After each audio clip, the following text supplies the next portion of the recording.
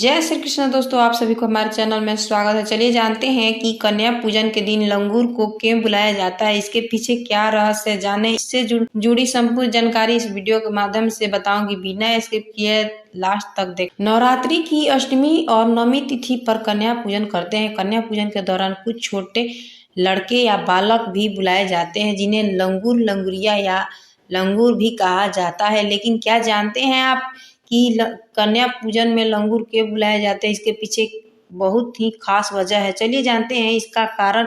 नवरात्र की पावन अवधि माँ दुर्गा के 9 रूपों की पूजा अर्चना के लिए समर्पित मानी जाती है। यह अवधि में साधन माता के नियमित व्रत भी करते हैं। नवरात्र के आखिरी में कन्या पूजन भी जरूरी रूप से किया जाता है और इस दौरान लंगूर भी बुलाए जाते हैं, जिनके बिना कन्या पूजन अधूरा होता है। किसका स्वरूप होते हैं लंगूर? लोग अपनी श्रद्धा के अनुसार नवरात्रि की अष्टमी या फिर नवमी तिथि पर कन्या पूजन करते हैं।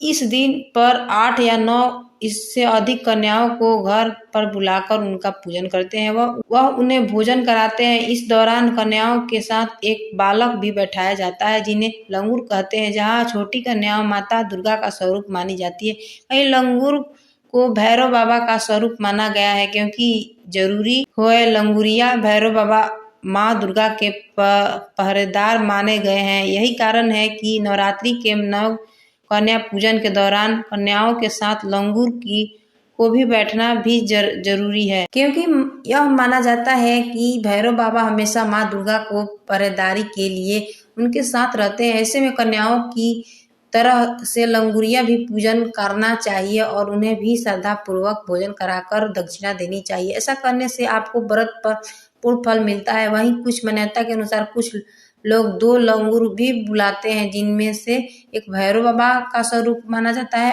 और दूसरे को भगवान गणेश का। हिंदू धर्म में किसी भी पूजा अर्चना या शुभ कार्य में सबसे पहले गणेश जी को ही याद रखा जाता है। ऐसे में ही कहीं कहीं पूजन में के दौरान 2 लंगुरिया बैठाने का विधान है। कन्या पूजन में 9 कन्याओं के साथ लंगूर को बैठाया जाता है और उसकी पूजा भी की जाती है। कन्याओं की थाली में जो भी भोग परोसे जाते हैं, वही भोग लंगूर की थाली में भी परोसे जाते हैं। इसके बाद उनके पैर छूकर आशीर्वाद लिए जाते हैं और दक्षिणा देकर विदा किया जाता है। नवरात्रि में कन्या पूजन और भैरव पूजन के बाद ही व्रत सफल होता है और माता रानी के आशीर्वाद से घर में सुख समृद्धि बनी रहती है। कन्या पूजन के दौरान जैसे कन्याओं की संख्या 9 होनी चाहिए, ऐसी ही बालक की संख्या 2 होनी चाहिए, जिसमें एक बालक को भैरव बाबा का रूप माना गया है।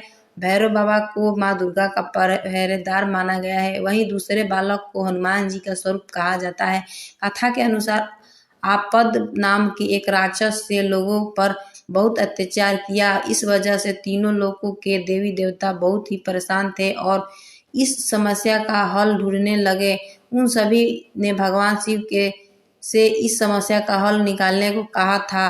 तब शिव जी ने देवी देवताओं की प्रार्थना सुनी तो उन्होंने देवी देवताओं से कहा कि वह अपनी अपनी शक्तियों से एक बालक की उत्पत्ति करे, क्योंकि किसी बालक से ही आपद का वध हो सकता है। तब उन सभी देवी देवताओं मिलकर एक बालक की उत्पत्ति करी थी, जिनका नाम बटुक भैरव रखा गया था और फिर भगवान बटुक भैरव ने ही आपद का वध किया।